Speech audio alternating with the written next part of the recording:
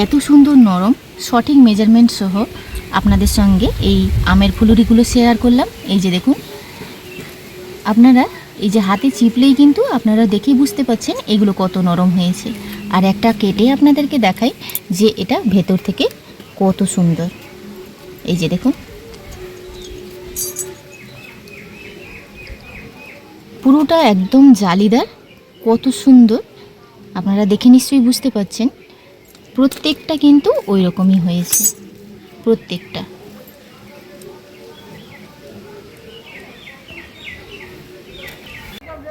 নমস্কার বন্ধুরা, আমার চ্যানেলে আপনাদের সবাইকে স্বাগত।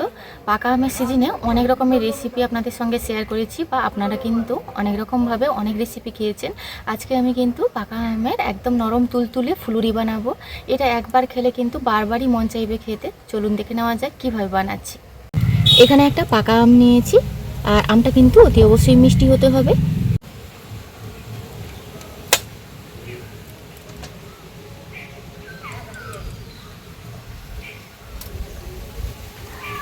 আমটাকে খোসা ছাড়িয়ে নিচ্ছি, আমের পাল্পটাই লাগবে।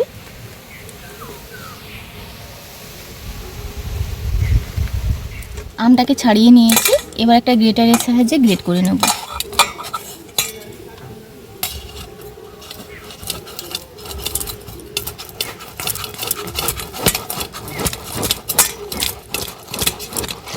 আমটা যেহেতু অনেক বড়, তার কারণে কিন্তু হাফ নিয়েছি।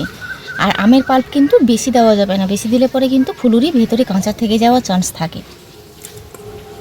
আমের মধ্যে যদি আঁশ থাকে তাহলে কিন্তু আপনারা স্ট্রেনারের সাহায্যে চেলে নেবেন। আর এটা যেহেতু ভালো আম নিয়েছি, তো মিষ্টি আম, তো এর মধ্যে কোনো রকম আঁশ নেই, স্ট্রেনারে ছেঁকে নেওয়ারও কোনো প্রয়োজন নেই। এবার একে একে উপকরণগুলো দিয়ে দেবো। হাফ বাটি নিয়েছি এখানে চালের আটা, হাফ বাটি এখানে নিয়েছি সুজি, আর এক বাটি নিয়েছি এখানে ময়দা, সামান্য একটু লবণ, আর হাফ বাটি নিয়েছি এখানে চিনি। যেহেতু মিষ্টি আম নিয়েছি, তো চিনির পরিমাণটা আপনারা যেভাবে আমটা মানে টক মিষ্টি সেই অনুযায়ী লাগবে।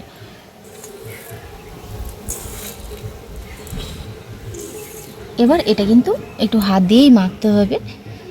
আর নিয়েছি এখানে দুধ, ঘন করে রাখা গায়ের দুধ নিয়েছি।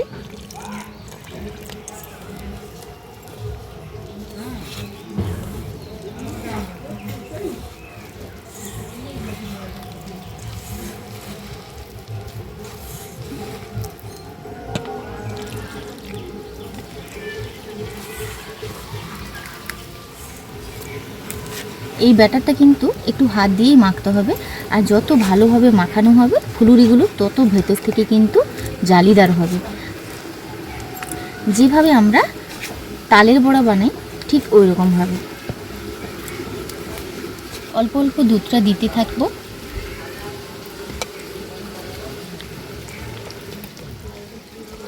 এটাকে এইভাবে মাখিয়ে নিয়েছি। 10 মিনিট রেস্টে রেখে দিলে সব থেকে ভালো হয়। তো 10 মিনিট আমি এটা রেস্টে রেখে দেব। কড়াইতে এবার তেল দিয়ে দেব। এখানে আমি 10 মিনিট রেস্টে রেখে দিয়েছি। আবারও হাতের সাহায্যে খুব ভালোভাবে কিন্তু ফেটিয়ে নেব। আর ব্যাটারের ঘনত্বটা আপনারা দেখে নিশ্চয়ই বুঝতে পারছেন।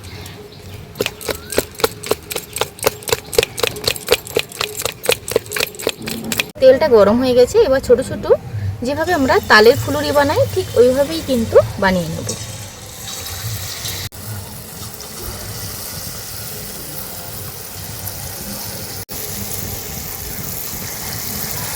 দেখুন কত সুন্দরভাবে ফুলে উঠছে।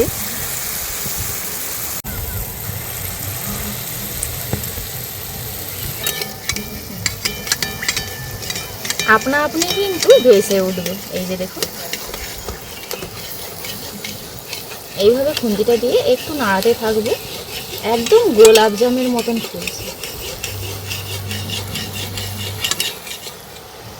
এইভাবে লাল লাল করে ভেজে নিয়েছি, এবার তুলে নেব।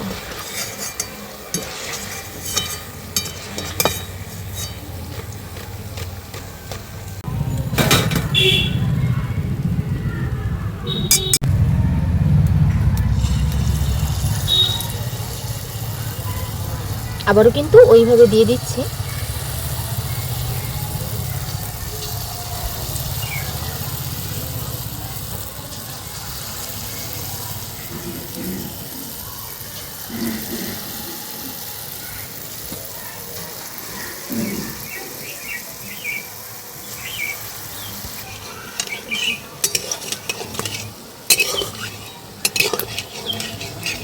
কত ছোট ছোট দিয়েছি, এই যে দেখুন কত সুন্দরভাবে ফুলে উঠছে।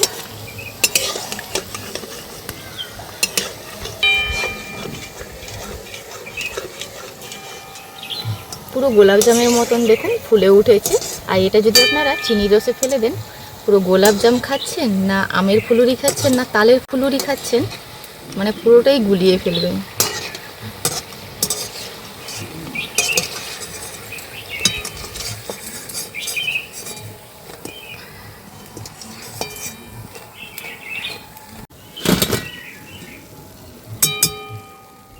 এইভাবে করে প্রত্যেকটা ভেজে নিয়ে আপনাদেরকে দেখাচ্ছি এগুলো ভেতর থেকে কত সুন্দর।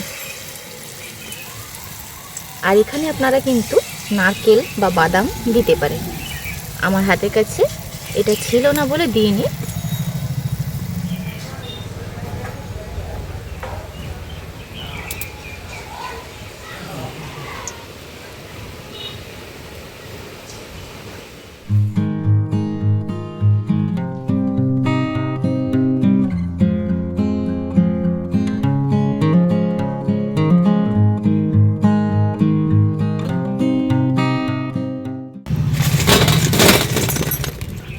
এই আমের সিজনে অতি অবশ্যই কিন্তু একবার হলেও বানিয়ে দেখবেন, এত সুন্দর খেতে। তালের ফুলুরি তো অনেক খেয়েছেন, আমের ফুলুরি একবার বানিয়ে দেখুন, সবার মুখের স্বাদ কিন্তু লেগেই থাকবে। আর ভেতর থেকে যে কত সুন্দর হয়েছে আপনাদেরকে একটু দেখাই। এত সুন্দর নরম, সঠিক মেজারমেন্ট সহ আপনাদের সঙ্গে এই আমের ফুলুরিগুলো শেয়ার করলাম। এই যে দেখুন, আপনারা এই যে হাতে চিপলেই কিন্তু আপনারা দেখেই বুঝতে পারছেন এগুলো কত নরম হয়েছে। আর একটা কেটে আপনাদেরকে দেখাই যে এটা ভেতর থেকে কত সুন্দর। এই যে দেখুন, পুরোটা একদম জালিদার, কত সুন্দর। আপনারা দেখে নিশ্চয়ই বুঝতে পারছেন প্রত্যেকটা কিন্তু ওই রকমই হয়েছে, প্রত্যেকটা।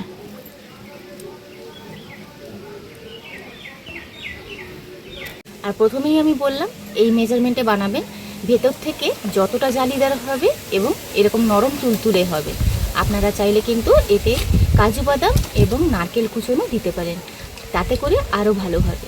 আজকের ভিডিওটি ভালো লাগলে লাইক শেয়ার কমেন্ট করতে ভুলবেন না। আপনারা সবাই ভালো থাকবেন, সুস্থ থাকবেন, সাবধানে থাকবেন। দেখা হচ্ছে পরবর্তী একটা নতুন পর্বে।